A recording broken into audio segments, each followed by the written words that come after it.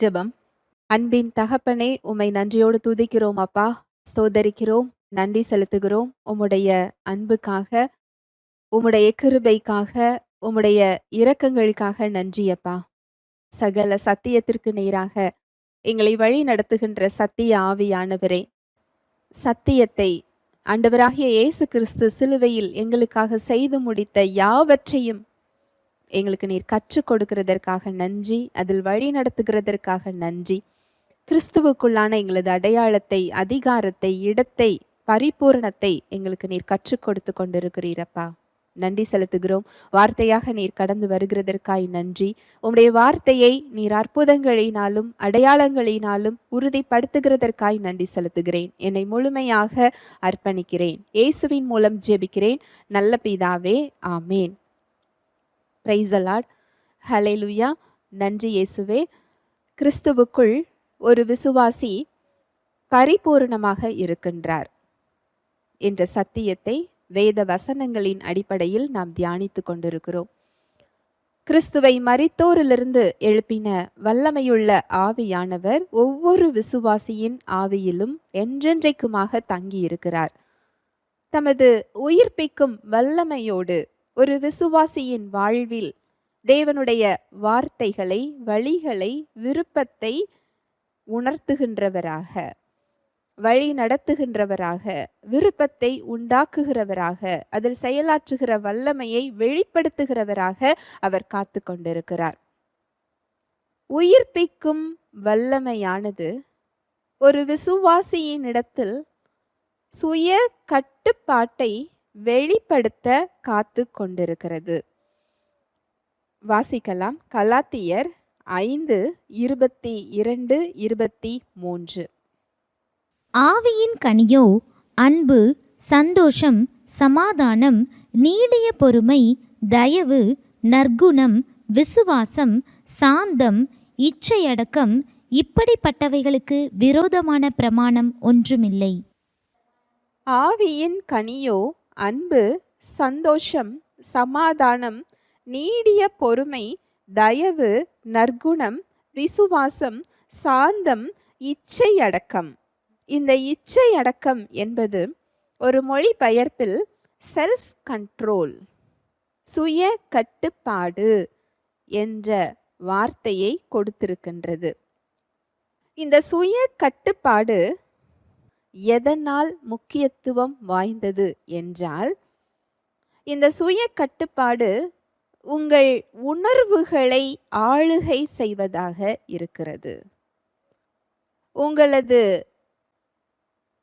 உணர்வுகளில் உங்களுக்கு காயத்தையும் ஆபத்துகளையும் உண்டாக்கக்கூடிய உணர்வுகளை கட்டுப்படுத்துவதாக இந்த சுய கட்டுப்பாடு இருக்கிறது. உங்களுக்கு நன்மையாக ஒரு சில காரியங்கள் தெரியலாம், அதில் தீமை இல்லாமல் இருக்கலாம். ஆனால் உங்களுக்கு நன்மையாக தெரிகின்ற ஒரு காரியம், இன்பமாக தெரிகின்ற காரியத்திற்கு மேலாக தேவனது வார்த்தையை, அவரது வழியை, அவரது விருப்பத்தை தெரிந்தெடுக்கக்கூடிய கட்டுப்பாடை அது உங்களுக்கு கொடுப்பதாக இருக்கிறது. இச்சிக்கப்படத்தக்க காரியங்களுக்கும் சோதனைக்கு ஏதுவான காரியங்களுக்கும் உங்களுக்கு மறுப்பு சொல்லக்கூடிய இடத்தை இந்த சுய கட்டுப்பாடு உங்களுக்கு கொடுக்கிறது. மறுப்பு சொல்வதற்கு மாத்திரமல்ல, தேவனுக்கு ஏற்ற காரியங்களுக்கு விருப்பத்தை சொல்லக்கூடிய இந்த இடத்தை சுய கட்டுப்பாடு உங்களுக்கு தருகிறது. இதை நம்முடைய சுய பலத்தினால் நாம் வெளிப்படுத்த முடியாது. இது ஆவியானவரால் உங்களில் உண்டாக்க செய்கின்ற ஒரு கனியாக இது இருக்கிறது. ஹல்லேலூயா, பிரைஸ் தி லார்ட். உங்களுடைய உணர்வுகளை ஆளுகை செய்யக்கூடிய, கட்டுப்பாடு எடுத்துக்கொள்ளக்கூடிய ஒரு இடத்தை சுய கட்டுப்பாடு பெற்றிருக்கிறது. உணர்வுகள் என்பது நாம் அல்ல என்பது எத்தனை பேருக்கு தெரியும்? நம்மில் அநேகர் நம்முடைய உணர்வுகளை நாம் என்று நினைத்து கொள்ளுகிறோம். நமக்கு ஒரு சந்தோஷமான சூழ்நிலையில் ஒரு மகிழ்ச்சி ஏற்படுகிறது. ஒரு துக்கமான சூழ்நிலையில் நமக்கு கண்ணீர் வருகிறது, கவலை ஏற்படுகிறது, வருத்தம் வருகிறது. ஒருவர் நம்மை காயப்படுத்தி குறை சொல்லும் பொழுது நமக்கு காயம் ஏற்படுகிறது, வருத்தம் ஏற்படுகிறது, அவர் மீது கோபம் ஏற்படுகிறது. இந்த உணர்வுகள் என்பது இந்த உலகத்தில் தேவன் நமக்கு கொடுத்திருக்கிறார். ஆனால் இந்த உணர்வுகள் நம்மை ஆளுகை செய்யும்படி அவர் அதை கொடுக்கவில்லை. நாம் அவற்றை ஆளுகை செய்யும்படி அவர் படைத்திருக்கிறார். நம்முடைய விருப்பத்தை வெளிப்படுத்தக்கூடிய வகையில் இந்த உணர்வுகளை அவர் கொடுத்திருக்கிறார்.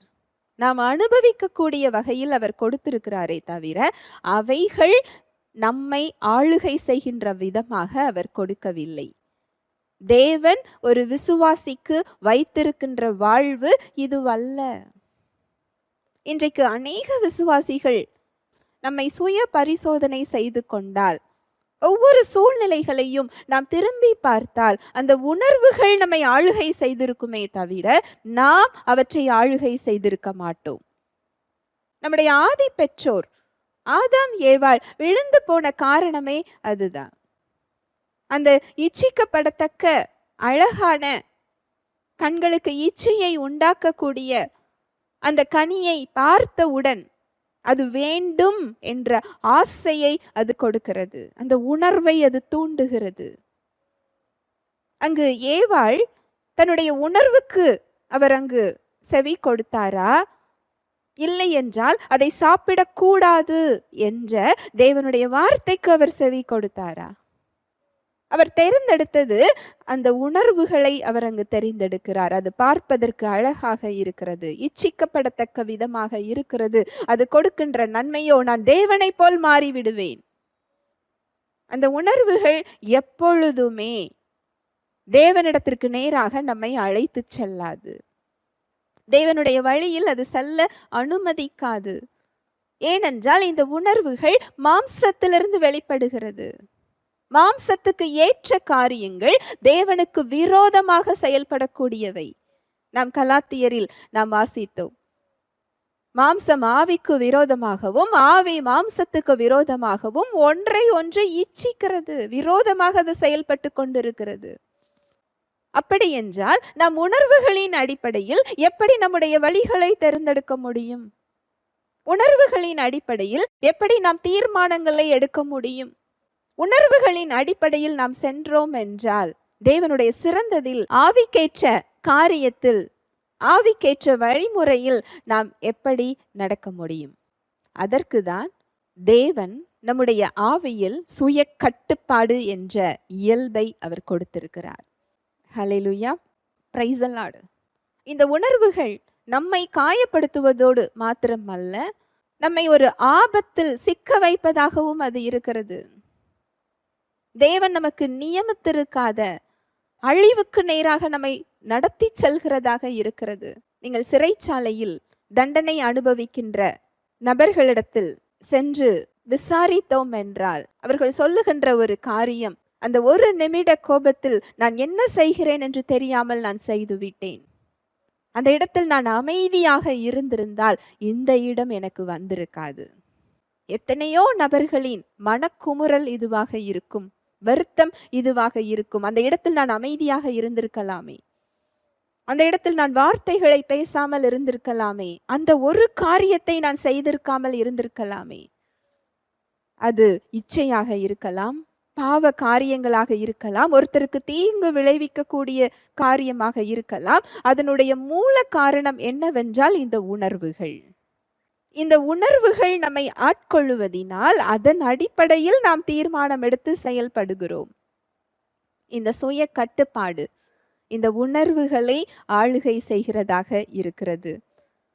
அடுத்த ஒரு காரியம், நமக்கு நன்மை என்று ஒரு காரியம் உலகத்தில் இருக்கலாம், அதில் தீமை இல்லாமல் இருக்கலாம். இது திருமண காரியத்தை எடுத்துக்கொள்ளலாம், வேலை சம்பந்தப்பட்ட எதிர்கால காரியத்தை எடுத்துக்கொள்ளலாம், அது பார்ப்பதற்கு நன்மையாக இருக்கலாம், அழகாக இருக்கலாம், உலக தரத்தில் மதிப்பு வாய்ந்ததாக இருக்கலாம். இதன் அடிப்படையில் நாம் அதை தேர்ந்தெடுக்க முடியாது. தேவனுடைய வார்த்தையின் வெளிச்சத்தில் அதை நாம் பார்க்க வேண்டும். தேவனை அறிந்து கொள்ளாத, ரட்சிக்கப்படாத ஒரு வாழ்க்கை துணையை தேர்ந்தெடுக்க முடியாது. வேதம் தெளிவாக சொல்லுகின்றது.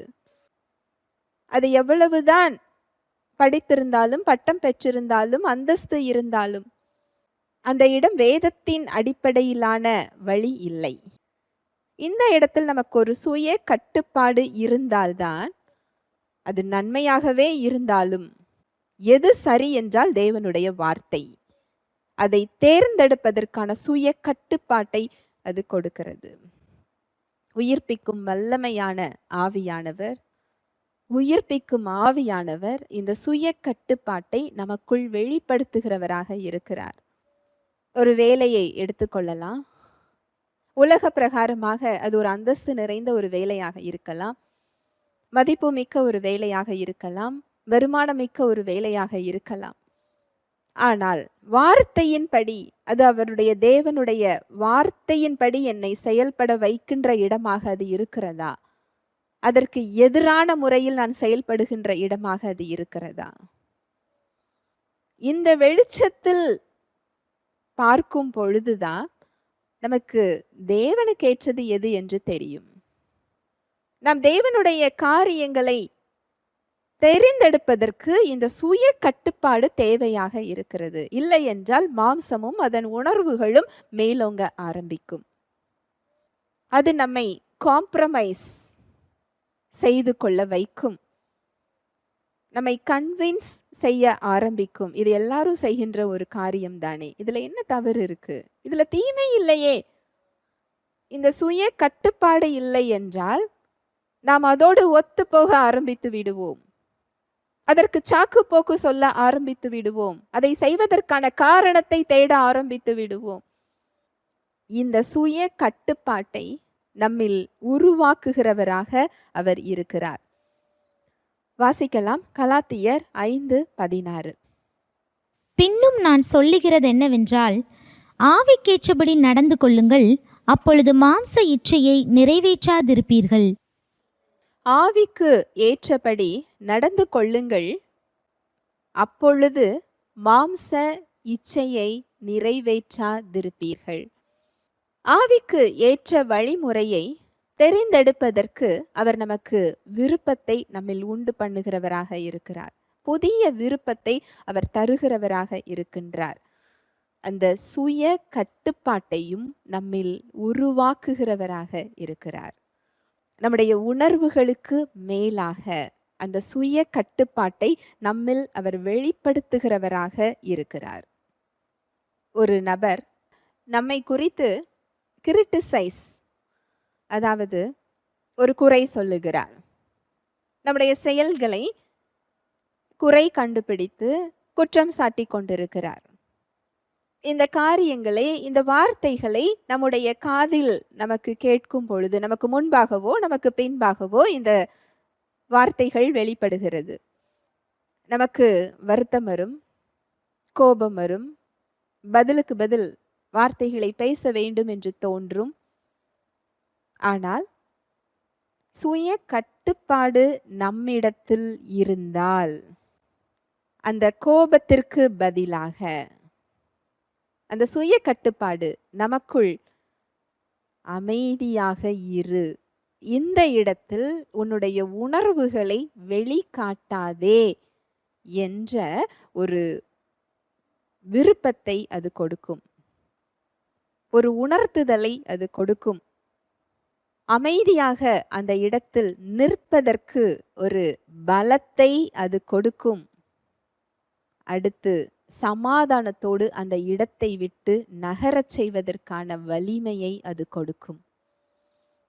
இந்த சுய கட்டுப்பாடு இல்லை என்றால், அங்கு குற்றம் சாட்டும் போது, நம்மை குறை சொல்லும் பொழுது, நாம் மரியாதை இல்லாம நடத்தப்படுகிறோமே, நமக்கு இந்த இடத்துல நமக்கான நீதி கிடைக்கவில்லையே, மரியாதை இல்லையே, இது சரியான ஒரு செயல் இல்லையே என்று ஒரு கோபம், ஒரு அழுகை, ஒரு வருத்தம், பதிலுக்கு பதில் நாம் பேசுகிறதில் ஒரு உணர்வுகள் மிகுதியினால் அங்கு ஒரு கலக்கமும் ஒரு கோபமும் நம்முடைய சமாதானத்தை இழந்து அந்த இடத்தை விட்டு நம்ம திரும்பி போகிறதாக இருக்கும். இந்த 2 செயலுக்கும் எவ்வளோ பெரிய வித்தியாசம் இல்லையா? நான் சொல்லுகிறது நம்முடைய அனுதின வாழ்க்கையில ஒரு சின்ன ஒரு காரியத்தை சொல்றேன். இதே போன்றுதான் வாழ்க்கையில் எல்லாவித பகுதிகளிலும் இந்த சுய கட்டுப்பாடு மிகவும் அவசியம். இந்த சுய கட்டுப்பாடு நம்முடைய பலத்தில் நாம் செய்ய முடியாது. இதில் விசேஷம் அதுதான். அது மிகவும் அவசியம். ஆனால் நம் பலத்தில் அதை செய்ய முடியாது.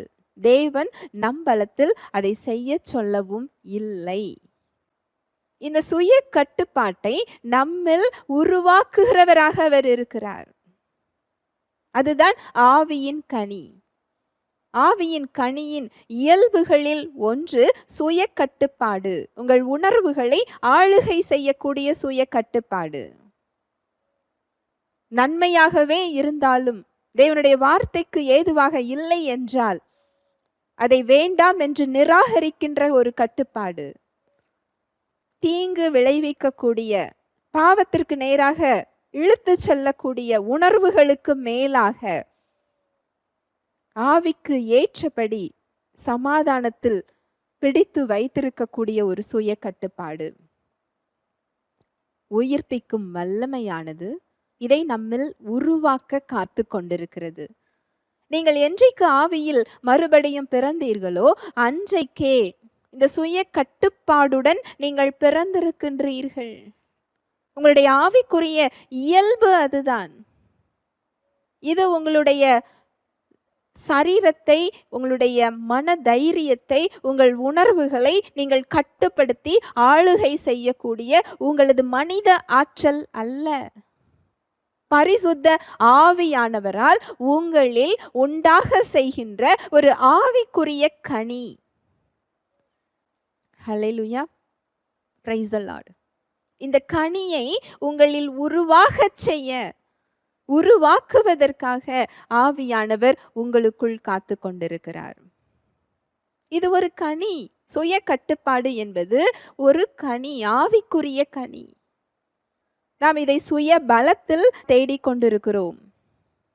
பரிசுத்த ஆவியானவரின் வாழ்வு உங்கள் மூலமாக இயல்பாக வெளிப்படக்கூடிய ஒரு வழி இது. தமது வல்லமையை, தமது இயல்பை, தமது வாழ்வை உங்கள் மூலமாக வெளிப்படுத்த அவர் காத்து கொண்டிருக்கிறார். ஹல்லேலூயா, பிரைஸ் தி லார்ட். ஒரு மரத்தில் இல்லை என்றால் ஒரு செடியில் கனி எதில் இருக்கும் என்றால் கிளைகளில் இருக்கும். அந்த கிளைகளில் கனி உருவாகுவதற்கு அந்த கிளை போராட வேண்டிய அவசியம் இல்லை. அந்த கனியை உருவாகச் செய்வதற்கு அது எப்படி போராடினாலும் அதால் உருவாக செய்ய முடியாது. அது செய்ய வேண்டிய காரியம் மரத்தோடு செடியோடு ஒட்டி இருக்க வேண்டும். அந்த மரத்திலிருந்து, அந்த வேர்களிலிருந்து அந்த கனி உருவாகுகிறதற்கு என்ன ஆற்றல் தேவையோ, இயல்பு தேவையோ, அது இயல்பாகவே அங்கு வெளிப்படும். அந்த வேரிலிருந்து, அந்த மரத்தின் மூலமாக அந்த கிளைகளுக்கு தேவையான ஆற்றல் செல்ல ஆரம்பிக்கும். அது இணைந்திருந்தால் போதும். அது போலவே நீங்கள் ஒரு விசுவாசி கிறிஸ்துவோடு இணைந்திருக்கும் பொழுது இயல்பாக வெளிப்படக்கூடிய ஒரு கனியாக இந்த சுய கட்டுப்பாடு இருக்கின்றது. இந்த கனி எப்படி வெளிப்படுகிறது என்றால் யோவான் 15:5. நானே திராட்சை செடி, நீங்கள் கொடிகள்.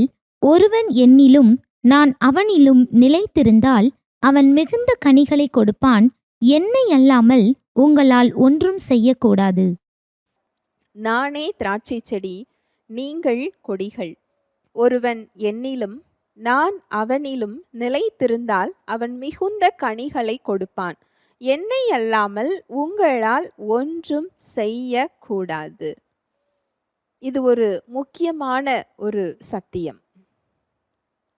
ஒரு திராட்சை செடியில் கொடி எப்படி இணைந்திருக்கிறதோ அதுபோல ஒரு விசுவாசி கிறிஸ்துவோடு இணைந்திருக்கும் பொழுது இயல்பாகவே இந்த கனி வெளிப்படும். அன்பு என்கின்ற கனி, விசுவாசம் என்கின்ற கனி, பரிசுத்தம் என்கின்ற கனி, நீடிய பொறுமை என்கின்ற கனி, இந்த சுய கட்டுப்பாடு என்கின்ற கனி இயல்பாக வெளிப்படும். என்னை அல்லாமல் உங்களால் ஒன்றும் செய்யக்கூடாது. அவரில் நிலைத்திருக்கிறது என்றால் என்ன? ஒரு விசுவாசியின் ஆவியில் பரிசுத்த ஆவியானவர் என்றைக்கும் தங்கியிருக்கிறாரே. அப்படி என்றால் அவரில் நிலைத்திருக்கிறது என்றால் என்ன? அவர் தங்கி இருக்கிறது உங்களுடைய ஆவியில். உங்கள் ஆவியில் தங்கி இருக்கின்ற ஆவியானவரை உங்கள் சரீரத்தில் நீங்கள் தொடர்பு கொள்ள செய்கின்ற இடம் உங்களது சிந்தனை. உங்கள் ஆவிக்குரிய இயல்பையும் வல்லமையையும் உயிர்ப்பிக்கும் வல்லமையையும் அவர் சிந்தனையின் வழியாக வெளிப்படுத்துகிறவராக இருக்கிறார். அது ஒரு பாலம் போன்று செயல்படுகிறது. உங்களது சிந்தனைகளில் நீங்கள் கிறிஸ்துவை தரித்து கொள்ளும் பொழுது, சிந்தனைகளில் கிறிஸ்துவை தரித்து கொள்வது என்றால் என்ன? ஆதியிலே வார்த்தை இருந்தது, அந்த வார்த்தை தேவனிடத்தில் இருந்தது, அந்த வார்த்தையே தேவனாய் இருந்தது. அந்த வார்த்தை மாம்சமாகி மனு உருவாகி கிருபையினாலும் சத்தியம் நிறைந்தவராகவும் நமக்குள்ளே வாசம் செய்தார். நீங்கள் சத்தியத்தை, தேவனுடைய வார்த்தையை உங்கள் சிந்தனைகளில் வைத்து கொண்டு இருப்பதுதான் கிறிஸ்துவை நீங்கள் தரித்து கொள்வது, இணைந்திருப்பது, அவரோடு இணைந்திருக்கிறது. வார்த்தை உங்களிலும் நீங்கள் அவரிலும் நிலைத்திருக்கின்ற இடம் இதுதான். நாம் எப்பொழுதாவது வாரத்துக்கு ஒரு முறை ஆலயத்திற்கு செல்வது, காலையிலும் இரவிலும் சிறிது நேரம் வேதம் வாசித்துவிட்டு ஜெபிப்பது, நம்முடைய வேலைகளை பார்ப்பது, இது நம்முடைய அன்றாட வழக்கமாக இருக்கிறது. அப்படித்தானே செய்ய முடியும்? வேலை என்று ஒன்று இருக்கிறது இல்லையா என்று நீங்கள் கேட்கலாம். அந்த வார்த்தையை எப்படி எப்பொழுதுமே வைத்திருக்க முடியும்? நான் வேலை செய்ய வேண்டுமே, எனக்கு பொறுப்புகள் இருக்கிறதே என்று சொன்னால், எத்தனை பேர் உங்களுடைய கவலையை சுமக்காமல், உங்கள் பாரத்தை சுமக்காமல், உங்கள் வருத்தத்தையும் கசப்பையும் நீங்கள் சுமக்காமல் எத்தனை பேர் நாம் வேலை செய்து கொண்டிருக்கிறோம்? நான் வேலை பார்க்க வேண்டும், என்னோட கவலையை நான் கொஞ்ச நேரம் நான் இறக்கி வைக்கிறேன், எனக்கு வேலை இருக்கு, இந்த கசப்பு பாரத்தெல்லாம் நான் தூக்கி இறக்கி வைக்கிறேன், நான் என் வேலையை பார்க்க வேண்டியது இருக்கு என்று நாம் சொல்கிறோமா? இல்லையே. என்ன வேலை செய்தாலும் அடுத்து நாம் செய்ய வேண்டிய ஒரு காரியம், நம்முடைய பாரம் நம்முடைய சிந்தனைகளில் சுமந்து கொண்டே நாம் செய்கின்றோம். இது போலவே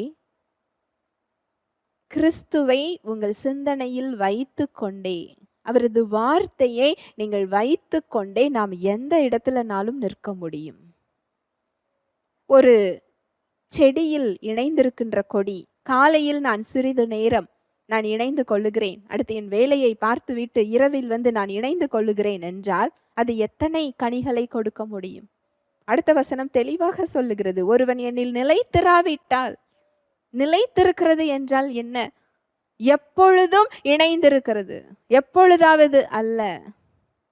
இது கடினமானது என்று நீங்கள் நினைக்கலாம். இல்லை பிரியமானவர்களே, சத்தியம் அப்படிதான் சொல்லுகிறது, வேதம் அப்படிதான் சொல்லுகிறது. நிலைத்திரு என்று சொல்லுகிறது, நீ எப்பொழுதாவது வந்து சேர்ந்து கொள் என்று சொல்லவில்லை. உங்களால் செய்ய முடியாத பாரத்தை அவர் உங்களிடத்தில் கொடுப்பதற்கு அவர் அநியாயம் உள்ளவர் அல்லவே, அவர் நீதியுள்ள தேவன் என்று சத்தியம் சொல்லுகிறது. ஒருவன் என்னில் நிலைத்திராவிட்டால் வெளியே எரியுண்ட கொடியை போல அவன் எரியுண்டு உலர்ந்து போவான். ஒரு செடியில் உள்ள கிளையை உடைத்து எப்படி போட்டால் அது உலர்ந்து போகுமோ, அதுபோல அவரது வார்த்தையை நம் சிந்தனையில் நாம் வைத்திருக்காவிட்டால், அவரில் நிலைத்திருக்காவிட்டால் உலர்ந்து போன நிலைமை. அதனால்தான் நமக்கு சோர்வு, அதனால்தான் நமக்கு சுமக்க முடியாத பாரம், அதனால்தான் வருத்தம், இந்த பாரத்தை நான் யாரிடம் இறக்கி வைப்பது? மனிதர்களை தேடுகிறோம். நீங்கள் இறக்கி வைத்தாலும் அந்த பாரம் போகாது. அவரில் நிலைத்திருக்கின்ற அனுபவத்துக்கு வரும் பொழுதுதான் இயல்பாகவே அந்த பாரம் போய்விடும். நம்முடைய பாரமும் நம்முடைய கவலையும் நம்முடைய கட்டுகளும் நாம் நிற்கின்ற சூழ்நிலைகளும் அவரில் நிலைத்திருக்காததை காட்டுகிறது. அவரில் நிலைத்திருக்கும் பொழுது அவருடைய சமாதானம் நதியை போல உங்களுக்குள் புரளுவதை பார்க்க முடியும். அவருடைய சந்தோஷம் உங்களில் நிரம்புகிறதை நீங்கள் பார்க்க முடியும். ஏனென்றால் அவர் மூலமாக நம்முடைய சிந்தனைக்கு அது பாய்ந்து வருகிறது. அந்த பலத்தை நாம் பெற்றுக்கொள்ள முடியும். அவரது வார்த்தை தெளிவாக சொல்லுகிறது, உன்னுடைய பலவீனங்களிலே என்னுடைய பலம் பூரணமாய் விளங்கும், என் கிருபை உனக்கு போதும். நம்முடைய பலவீனங்கள்ல அதை தாங்கிக் கொள்ளக்கூடிய பலத்தை அவர் கொடுக்கல, மேற்கொள்ளக்கூடிய பலத்தை அவர் கொடுக்கிறார். பூரணமான கிருபை, பூரணமான பலம், தேவனுடைய பலம் நம்முடைய பலவீனத்தில் வெளிப்படுகிறது. இந்த நிலைத்திருக்கிற இடத்துக்கு வரணும், அவ்வளவுதான். இந்த நிலைத்திருக்கின்ற இடத்திற்கு நாம் வரும் பொழுது நம்முடைய மாம்சம் பலவீனமானதாக மாறும், நம்முடைய ஆவி பலப்பட ஆரம்பிக்கும். நாம் எதற்கு உணவு கொடுக்கிறோம் என்பதுதான். மாறாக நம்முடைய மாம்சத்துக்கு தேவையான உணவை, உலக காரியங்களை, ஒருவரை குறித்து நாம் குறை சொல்லிக் கொண்டே இருந்துவிட்டு ஒருவரை மன்னிக்க வேண்டும் என்ற இடம் நமக்கு வராது. மாம்சத்துக்கு அங்க உணவு கொடுக்கிறோம். இச்சைக்கு ஏதுவான காரியங்களையே நாம் பார்த்துவிட்டு எனக்கு சுய கட்டுப்பாடு வேண்டும் என்ற கனியை நாம் எதிர்பார்க்க முடியாது. ஆவிக்கேற்ற உணவை கொடுப்பது என்றால் அவரில் நிலைத்திருக்கிறது, அவர் வார்த்தையை நம் சிந்தனைகளுக்கு கொடுப்பது, அதை தியானிப்பது. எந்த வேலையில் இருந்தாலும் அவரை நாம் தியானித்துக் கொள்ள முடியும். நாம் எதற்கு உணவு கொடுக்கிறோமோ அந்த இடம் பலப்பட ஆரம்பிக்கும். நீங்கள் அவரில் நிலைத்திருக்கும் போது உங்களுடைய மாம்சம் பலவீனமானதாக மாறும். உதாரணத்துக்கு, தேவனுடைய அன்பை நீங்கள் தியானிக்கிறீர்கள். தேவனுடைய அன்பின் இயல்புகள், அதனுடைய வல்லமைகள். தேவன் அன்பாகவே இருக்கிறார். அந்த அன்பு என்னை எப்பேற்பட்ட இடத்திலிருந்து தூக்கி எடுத்திருக்கிறது, என்னை சீராட்டி இருக்கிறது, என்னை உயர்த்தி இருக்கிறது, என்னை பராமரிக்கிறது, என்னை பாதுகாக்கிறது, எனக்கு ஒரு உயர்ந்த இடத்தை அது கொடுத்திருக்கிறது. என்னை தேடி அந்த அன்பு வந்தது, அவருடைய இரத்தத்தினால் கழுவி என்னை சுத்தம் செய்திருக்கிறது. நான் நின்று கொண்டிருக்கின்ற இடம் அவரது சுத்த கிருபை. அந்த அன்பு எனக்கு இந்த இடத்தை கொடுத்திருக்கிறது. இந்த அன்பு நான் ஏமாந்து போகின்ற இடம் அல்ல, தேவனுடைய வல்லமையை வெளிப்படுத்தக்கூடிய ஒரு இடம். தேவ அன்பு என்பது ஒரு ஆவிக்குரிய ஆயுதம். இது எத்தனை பேருக்கு தெரியும்? இதை நீங்கள் தியானிக்க தியானிக்க, மாம்சத்தோடும் இரத்தத்தோடும் எனக்கு போர் இல்லை, தேவனுடைய அன்பை நான் ஒரு இடத்தில் வெளிப்படுத்தும் பொழுது தேவனை அந்த சூழ்நிலையில் நான் வெளிப்பட இடம் கொடுக்கிறேன். யுத்தத்தை தேவனுடைய கரத்தில் கொடுக்கிறேன். என் சார்பில் அவரை வழக்காட நான் விடுகிறேன் என்று நீங்கள் உங்கள் சிந்தனைகள்ல அவருடைய வார்த்தையை, சத்தியத்தை நீங்கள் தியானிக்க தியானிக்க தியானிக்க, ஒருவர் உங்களை எதிர்த்து வரும் பொழுது இதுல நான் செயல்படணுமா, தேவனை செயல்பட செய்ய வேண்டுமா? இந்த யுத்தத்தை நான் செய்யவா, தேவன் செயல்பட விடவா? நான் அவரிடத்தில் இரக்கத்தை பெற்றிருக்கிறேனே, இவருக்கு நான் இரக்கத்தை கொடுக்க நான் கடமைப்பட்டிருக்கிறேன். அவருக்கு தேவ அன்பு தெரியாது, எனக்கு தேவ அன்பு தெரியுமே என்ற அந்த பிரித்து அறியக்கூடிய, சுய கட்டுப்பாட்டை பெற்றுக்கொள்ளக்கூடிய ஒரு பலத்தை நீங்கள் பெற்றுக்கொள்வீர்கள். இதுதான் ஆவியின் கனி வெளிப்படுகின்ற இடம். இயல்பாக அது வெளிப்படும். முதலில் உங்களுக்கு அது விருப்பத்தை கொடுக்கும், முதலில் அது சத்தியத்தை வெளிப்படுத்தும், கிறிஸ்துவுக்குள்ளான உங்கள் அடையாளத்தை அது வெளிப்படுத்தும், தேவனுடைய இயல்பையும் வல்லமையையும் அது வெளிப்படுத்தும். உங்களுக்கு புதிய விருப்பத்தை கொடுக்கும், உணர்த்துதலை கொடுக்கும், செவி கொடுக்க வைக்கக்கூடிய இயல்பை அது கொடுக்கும். அதில் செயல்பட வைக்கின்ற பலத்தையும் கொடுக்கும். சுய கட்டுப்பாடோடு அந்த இடத்தில் நிற்க வைக்கும். உணர்வுகள் உங்களை ஆளுகை செய்யாதபடி நீங்கள் அதை ஆளுகை செய்யக்கூடிய இடத்திற்கு அந்த சுய கட்டுப்பாடு என்ற கனி வெளிப்படும். அந்த இடத்தில் எதிர் பேசாமல், பதிலுக்கு பதில் செயல்படாமல், ஒரு சிரிப்போடு, ஒரு புன்முகத்தோடு உங்களால் கடந்து வர முடியும். ஹல்லேலூயா, பிரைஸ் தி லார்ட். நீங்கள் இதற்கு முன்பாக எந்த இடத்துல மறுபடி பதிலுக்கு பதில் செயல்பட்டீர்களோ அந்த இடத்துல அமைதியாக கடந்து செல்லக்கூடிய பலத்தை அந்த இடத்துல நீங்க பெற்றுக்கொள்ள முடியும். ஜெபிக்கலாம். அன்பின் தகப்பனே, உம்மை நன்றியோடு துதிக்கிறோம் அப்பா, ஸ்தோத்தரிக்கிறோம், நன்றி செலுத்துகிறோம். உம்முடைய அன்புக்காக, உம்முடைய கிருபைக்காக, உம்முடைய இரக்கங்களுக்காக நன்றி அப்பா. நன்றி செலுத்துகிறோம். உம்முடைய சத்தியத்திற்காக நன்றி. ஆவியின் கனிகளை எங்களில் நீர் உருவாக்குகிறவராக இருக்கிறீர். சுய கட்டுப்பாட்டை உயிர்ப்பிக்கும் ஆவியானவர் எங்களில் உருவாக்க காத்து கொண்டிருக்கிறீர் என்ற சத்தியத்திற்காக நன்றி. சுய கட்டுப்பாடு என்பது எங்களுடைய சுய பலத்தில் நாங்கள் செயல்படுகின்ற இடம் இல்லை. ஆவியானவருடைய வல்லமையினால் அவரது வாழ்வு வெளிப்படுகின்ற ஒரு இடமாக இருக்கிறது. கிறிஸ்துவில் நாங்கள் நிலைத்திருக்கும் போது, அவர் வார்த்தையில் நாங்கள் நிலைத்திருக்கும் பொழுது அது இயல்பாக கனியாக வெளிப்படுகிறது என்ற சத்தியத்திற்காக நன்றி அப்பா. நாங்கள் மாற வேண்டிய இடங்களை சுட்டி காண்பித்ததற்காக நன்றி. தாழ்மையோடு இதை நாங்கள் ஏற்றுக்கொள்ளுகிறோம், நன்றி செலுத்துகிறோம். எங்கள் உணர்வுகளால் நாங்கள் ஆட்கொள்ளப்படாமல் தேவனுடைய ஆவியானவரால், அன்பினாலும் சமாதானத்தினாலும் சுய கட்டுப்பாடினாலும் அவரது பரிசுத்தத்தினாலும் விசுவாசத்திலும் செயல்பட எங்களுக்கு ஆவியானவர் பலப்படுத்துகிறதற்காக நன்றி அப்பா. எங்க உணர்வுகளுக்கு பதில் ஆவியானவரின் பலம் எங்களில் வெளிப்படுகிறதற்காக நன்றி. இந்த சுய கட்டுப்பாட்டை எங்களில் உருவாக்கி கொண்டிருக்கிறீர் என்ற சத்தியத்திற்காக நன்றி செலுத்துகிறோம். இதை கேட்டு கொண்டிருக்கிற ஒவ்வொரு பிள்ளைகளையும், சகோதர சகோதரிகளையும் உடைய கரத்தில் தருகிறேன். எந்த இடத்துல பலவீனத்தோடு நிற்கிறார்களோ உடைய பலம் பூரணமாய் தாங்குகிறதற்காய் நன்றி. தடைகள் யாவும் இயேசுவின் நாமத்தினால நீங்கட்டும். ஆவியின் கனி அவர்களில் நீர் உருவாக்குகிறதற்காக நன்றி. அதை தாழ்மையாக ஏற்றுக்கொள்ளக்கூடிய இருதயத்தை அவங்க பெற்றுக்கொள்கிறதற்காக நன்றி அப்பா. உமக்கு சாட்சியுள்ள பிள்ளைகளாக நீர் உருவாக்கி கொண்டிருக்கிறதற்காக நன்றி. இயேசுவின் நாமத்தினாலே ஆசிர்வதிக்கிறேன். இயேசுவின் மூலம் ஜெபிக்கிறேன் நல்ல பிதாவே, ஆமேன்.